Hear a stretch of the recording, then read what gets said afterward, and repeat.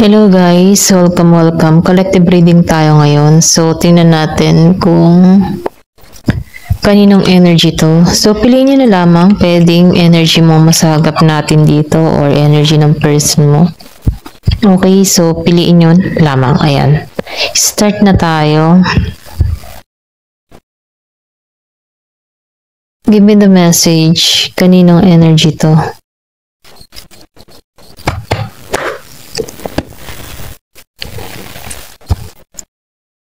Give me the message. Kaninong energy to?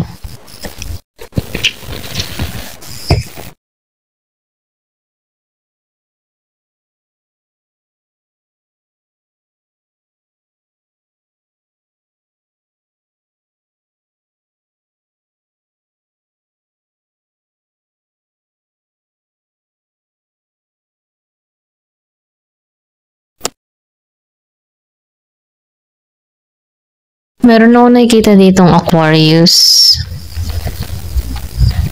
May Capricorn.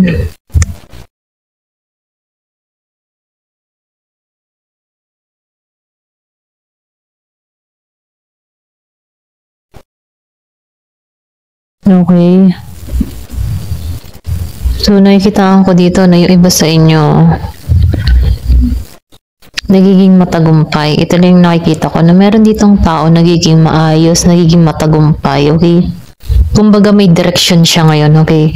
Andun yung kanyang pagpupursige na makamit yung kanyang mga bagay na gustong ma-receive, okay?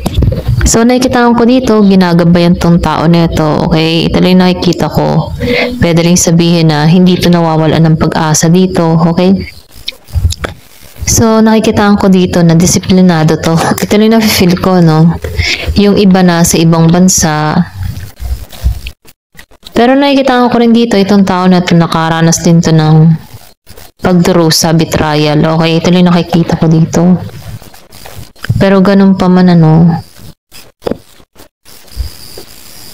na-feel ko dito na nakaranas man to pero nagkaroon siya ng kaliwanagan. Kumbaga nabigyan to ng kalinawan sa sitwasyon, kaliwanagan. Nagkaroon siya ng light, ganun. So nakikita ko rin dito na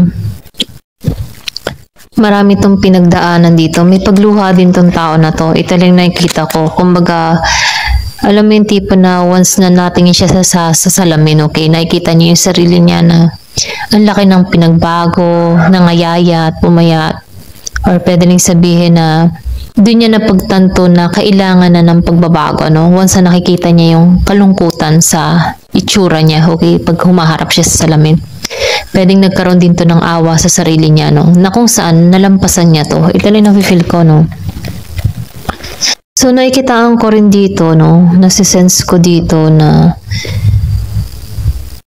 before, ano, hindi niya, yung bang tipo, hindi niya makita yung kalinawan, okay? Hindi niya makita. Kumbaga, nafe-feel ko dito na nahihirapan siya dito before, okay? Kung bakit marami siyang naiisip na mga kung ano, no? Nagkaroon to ng anxiety, depression, mga ganun, no?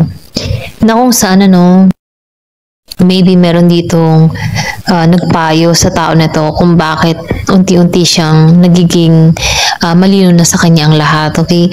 So, nafe-feel ko dito na natanggalan niya to. Kumbaga dito before, masakit na eh, okay? Masakit na. So, marami siyang naranasang pagsubok, okay? Pwedeng sa pamilya, sa katrabaho, pwedeng sa pag-ibig, okay? Meron nagbitray sa kanya dito na kung saan ang sakit na naranasan niya, okay? Pero ganun pa man, tapos na to. Okay, nilampasan na ito ng tao na to dahil unti-unti niyang nakita, nagkaroon siya ng talino, okay? Nagkaroon siya ng mga bagong ideas dito. Kumbaga, merong mensahe siyang na-receive or pwede rin sabihin, meron siyang mga natuklasan na kung saan, ano, naayos niya na yung sarili niya dito, okay? So, nakikita ko dito, nasa ibang bansa to, or pwede rin sabihin, nagbabalak tong mga ibang bansa dito, magtatagumpay to, okay? Nakikita ko dito na abundance, kumbaga, nafe-feel ko dito yung pag-aani ng tagumpay sa tao na to. Dahil mahirap yung naranasang sitwasyon ng tao na ito, na kung saan binibigyan to ng panibagong oportunidad na kung saan ito yung gustong ipagkalob sa kanya, yung abundance na ma-receive niya to. Okay? Ito lang yung nakikita ko, no? Kasi nakaranas to ng sobrang hirap na experience na kung saan dumating sa point na gusto niyang alisan na to or wakasan na to. Okay? Pero dahil nagkaroon siya ng light, okay, nabigyan to ng kaliwanagan sa sistema or sa nangyayari sa kanya dito, nabuhayan to, okay? Na kailangan pala ng pagbabago. Okay? Nagkaroon siya ng talino. So, nafe-feel ko dito, meron tong mga tinanggalan, meron tong inayos sa kanyang sarili. Ayan, ito lang nakikita ko. Give me more information.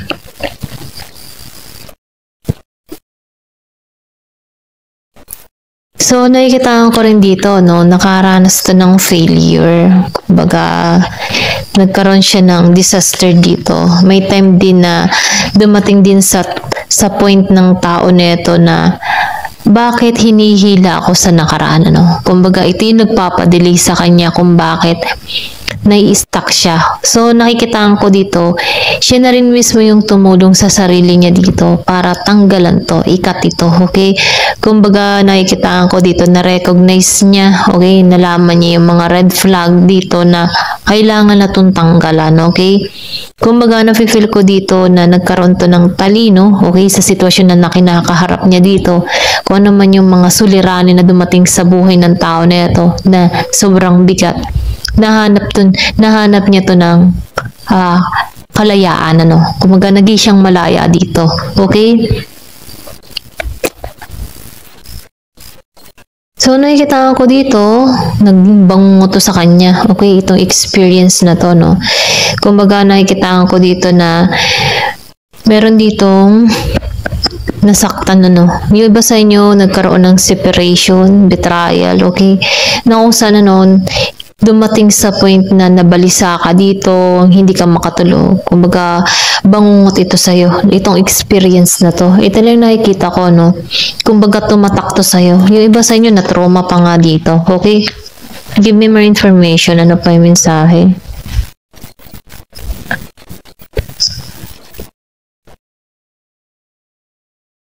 So, nakikita ko rin dito, no? Bago ka maka-moving on dito, naging mabagal, ano? Naging mabagal yung sitwasyon, okay? Ito lang nakikita ko. Pero wag ka, nakikitaan ko dito, merong papasok dito sa'yo. Meron ditong bago, dun sa iba, no? Emperor energy to. Ito lang nakikita ko. Medyo mabagal to kasi nakikitaan ko dito yung iba, maybe nasa sitwasyon ka pa na nasa healing ka, okay? Hinihilo mo yung puso mo or nire-recommend dito na hilumin mo yung puso mo para makapasok tong bagong pag-ibig dito. Yung iba sa inyo, no, ito lang nakikita ko, merong papasok, may kakatok sa puso mo. Mabagal to kasi nadidelay ang pasok nito dahil nakatuon pa yung iba sa inyo dito sa masakit na nangyari, hindi pa makarecover, hindi pa makamoving on. Kumbaga, nananatili pa rin sa pain na nararamdaman niya dito, okay?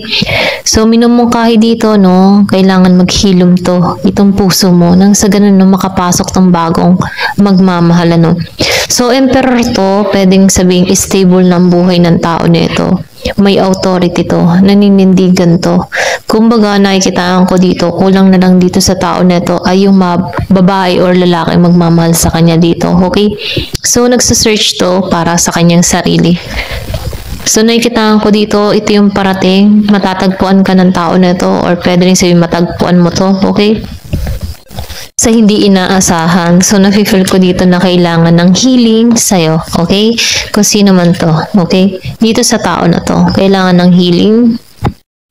So, nakikita ko dito yung justice, ano? So, hayaan mo na lang si justice yung gumawa ng parusa dito sa mga nag-betray sa'yo. Okay? Kumbaga, kung ano naman yung ginawa ng isang tao, marireceive niya yan eh. Kaya, hayaan mo lang. Kumbaga, may oras lang yung justice para dito. So, nafe-feel ko dito na be patient, okay? Kasi may justice na parating, okay?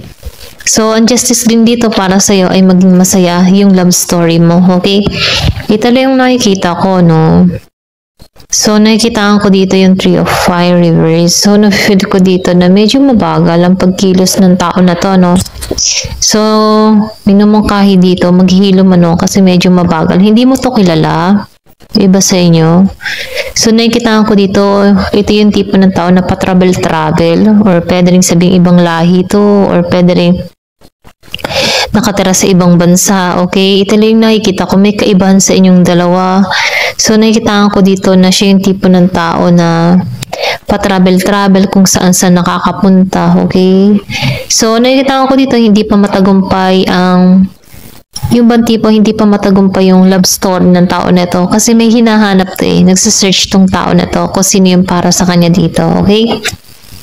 So, nakikitaan ko dito, 2 beses na lumabas ang justice, ano? 2 beses na lumabas ang justice.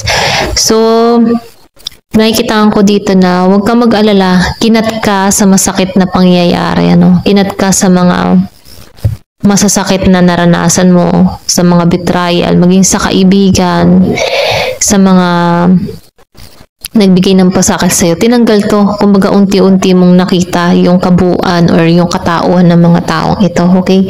Pinakita sa'yo dito, okay? So, nakikitaan ko dito yung timing, yung oras, ano? So, nafe-feel ko dito na merong malago na paglago na mangyayari sa'yo. Ito lang nakita ko. Magiging kang matagumpay, kaya huwag kang mawawalan ng pag-asa dito, okay? Ayan. Give me more information. Ano pa yung mensahe? Sino tong taong magmamahal sa'yo, okay?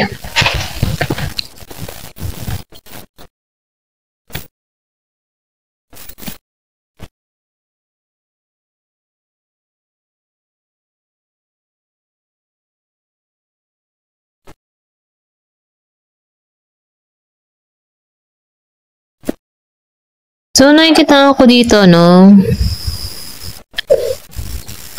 Itong tao na nagmamahal sa'yo or patungo sa'yo, nakikitaan ko dito, siya yung tipo ng tao na matalino, okay? Kumbaga, patas to, okay? Patas to, meron tong lakas ng loob, ano? Malinaw to mag-isip, okay? Once na meron tong ginusto, talagang gusto, okay? Totoo tong tao nito, okay? Matalas din ang kaisipan ng tao nito. Nakikitaan ko rin dito, direkta to magsalita or direct to the point ito, okay? Wala nang palikoy-likoy pa. So, meron siyang ganong katangian, ano? So, nakikitaan ko dito, once na nakilala ka ng tao nito, didirektahin ka nito. Ito lang nakikita ko, no? Straight to the point. Gusto ko ita. Ganyan. Wow. Ganon, okay? So, nakikitaan ko rin dito, no? Ayun ng tao nito yung tipo na merong pinupot na masa, no? Ayaw niya ng ganon. Ayaw niya ng gugustuhin lang siya dahil sa meron siya. Nakikitaan ko dito, malalaman ng tao nito kasi malakas ang intuition ng tao nito, no? So, nakikitaan ko rin dito, no? Once na itong tao nito ay merong nakitang hindi maganda, nawawalan to ng gana. Ito rin nakikita ko, no? So, nakikitaan ko dito na magikan totoo dito or pwede rin sabihin, pag nakita ka or nakilala ka ng tao nito, meron siyang makikita sa'yo na kakaiba, okay? So, nakikita ko dito, hindi to naging satisfied sa dati niyang mga karelasyon, okay? Kumbaga, nakikita ko dito na nagsawa to, okay? Ito lang nakikita ko. Nakaranas din to ng depression, kaya medyo nagiging maingat to pagdating sa relasyon. So, nakikita ko dito, nagkakasundo kayo dahil pareho kayo na ng naramdaman, okay? Kumbaga, pareho kayo ng saloobin, pareho kayo ng karanasan. Kaya, magkakaintindihan at magkakaunawan kayo dito. Ito rin nakikita ko, no? So, nakikita ko rin dito, no? Meron din tong naranasan dito na kung saan, ano, nagkaroon din to ng pangit na relasyon, okay? Kumbaga, nakaranas din siya ng ganon. Umiiwas din to sa mga away, sa gulo, or pwede rin sabihin iniwasan niya to. Ito lang nakikita ko, no? Meron dito hindi nakipagkasundo sa kanyang tao. Ito lang nakikita ko, no? Itong parating sa'yo, meron tong iniwasan. Meron din tong iniwasan na tao na kung saan, ano, nagbigay din ng pasakit sa kanya dito. Kaya, mas tinanggalan niya to, okay? Devil energy. So, nakikita ko dito nakaranas to ng unhealthy relationship, okay? inabuso to, lalo-lalo na sa emotion, okay? Excuse me. So, meron din ditong tao na toxic sa paligid ng tao na to, okay? Kumbaga, nakikitaan ko dito na lampasan niya to eh. Once na makilala mo to, no, malalaman mo to na ang tao na to ay nagkaroon din ng masakit na karanasan, okay? Kumbaga, nagkaroon din siya ng unhealthy relationship dito. Meron ditong mga tao sa paligid niya na abusado, okay? So, nakikita ko rin dito, no, itong tao na to, natutunan niyang i-release, okay? Natutunan niyang i-release yung mga bagay na hindi na nakakabuti. So, nakikita ko dito na tinanggalan niya to. Natuto to. So, nakikita ko dito, pareho kayo ng sitwasyon ng tao na to, okay? Pareho kayo ng naranasan pagdating sa larangan ng pag-ibig, kaya nakikitaan ko dito yung paglago sa tao na to. Okay? Makikitaan ka nito or pwede rin sabihin makikita ng tao nito yung sarili niya sa'yo. Kaya nagugustuhan ka ng tao nito. Okay? Kumbaga masasabi ng tao nito, parang ako to. Okay? Parang ganito yung ugali ko. Kaya matitipuhan ka ng tao nito kasi pareho kayo ng karanasan. Okay? Pareho kayo na mag-isip. Pareho kayo na nakaraos. Okay? Ito na yung nakikita ko. Ayan. Thank you for watching. Love and peace.